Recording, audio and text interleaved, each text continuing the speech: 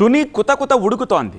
రాజకీయ రణరంగం కొనసాగుతోంది. తుని నీదా నాదా సై అంటున్నారు టీడీపీ వైసీపీ నేతలు.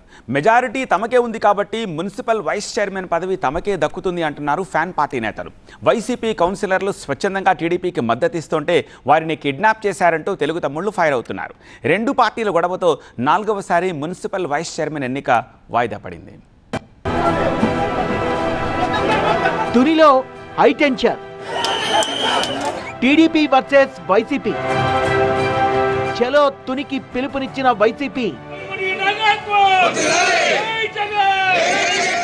మున్సిపల్ ఆఫీస్ దగ్గర గందరగోళం.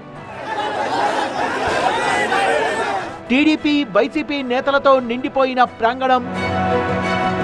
రెండు పార్టీల నేతలను చెదరగొట్టిన పోలీసులు.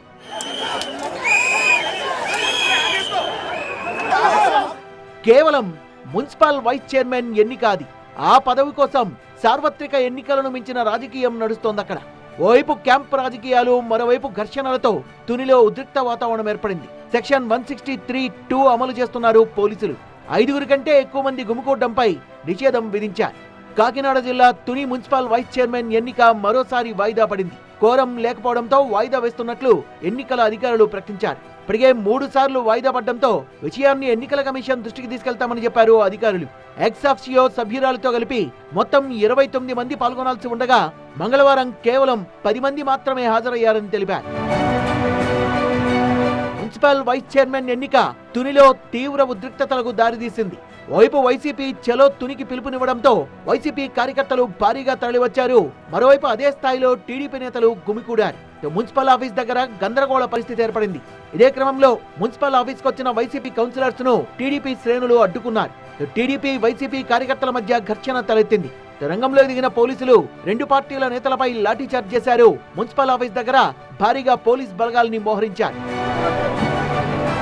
తుని మున్సిపాలిటీలో 30 మంది కౌన్సిలర్లు ఉండగా వైసీపీకి 17 మంది, టీడీపీకి 10 మంది కౌన్సిలర్లు ఉన్నారు. వైసీపీ కౌన్సిలర్లు చైర్పర్సన్ ఇంట్లో ఉండగా టీడీపీ కౌన్సిలర్లు మున్సిపల్ కార్యాలయంలో ఉన్నారు. మున్సిపల్ కార్యాలయం బయట రెండు పార్టీలకు చెందిన నేతలు గుమికూడి గోలగోల చేశారు. తునికి బయలుదేరిన ముద్రగడ పద్మనాభం, వంగా గీతా సహా పలువురిని పోలీసులు అడ్డుకున్నారు. మున్సిపల్ వైస్ చైర్మన్ పదవి కోసం టీడీపీ బరితెగించిందని ఆరోపించిన వైసీపీ నేత దాడిశెట్టి రాజా తమ కౌన్సిలర్లపై బెదిరింపులకు దిగుతున్నారన్నారు. నిన్న మా మున్సిపల్ చైర్పర్సన్ ఇంటి మీద దాడి చేసి బీసీ మహిళ అని కూడా చూడకుండా ఆవిడ మీద కేసు పెట్టి నానా ఇబ్బందులు గురి చేస్తున్నారు మున్సిపల్ చైర్పర్సన్. వాళ్ళ ఇంటి మీద దాడి చేసి వాళ్ళ మీద అధికారం ఉంది కదా అని వాళ్ళ మీద కేసులు పెట్టి రకరకాలుగా. అదేవిధంగా జిల్లా యంత్రాంగం నాతో చర్చలు జరుపుతున్నారు, మీ కౌన్సిలర్లు పంపించమంటున్నారు, నేను పంపిస్తున్నాను, వాళ్ళ రక్షణ కల్పించలేకపోతున్నారు. వాళ్ళ కౌన్సిలర్లు వెనక్కి తిరిగి పరిగెట్టుకుంటూ వస్తున్నారు. టీడీపీకి కేవలం 10 మంది మాత్రమే కౌన్సిలర్లున్నా మున్సిపల్ వైస్ చైర్మన్ పదవిని ఎలా ఆశిస్తారంటూ ప్రశ్నించారు దాడిశెట్టి రాజా. 30కి 30 మంది మా పార్టీ కౌన్సిలర్లే 10 మందిని వాళ్ళు లాక్కోగలిగారు. ఇప్పుడు మాకు ప్రాణరక్షణ కల్పించండి మహానుభావ అని చెప్పేసి ఆ కౌన్సిలర్లు పరిగెట్టుకుంటే వెనక్కి మళ్ళీ మా ఇంటికి వచ్చేస్తేనే వాళ్ళు నిర్బంధించినట్టు అవుద్దా? అంటే తుని లోకల్ పోలీస్ కానీ టీడీపీ కార్యకర్తల నాయకుల చేతుల్లోకి పోయింది తుని. ఎస్పీ గారు చెప్పినా వింటలేదు, వాళ్ళు చెప్తున్నారు, కలెక్టర్ గారు చెప్పినా వింటలేదు, ఎవరు చెప్పినా వాళ్ళు ఇన్ని పరిస్థితుల్లో కూడా లేరు. మొన్న ఫస్ట్ టైం వాయిదా పడిన తర్వాత సెకండ్ టైం 15 మంది ఉంటే కోరం సరిపోయింది కదా. ఎమ్మెల్యేతో 16 మంది అవుతారు.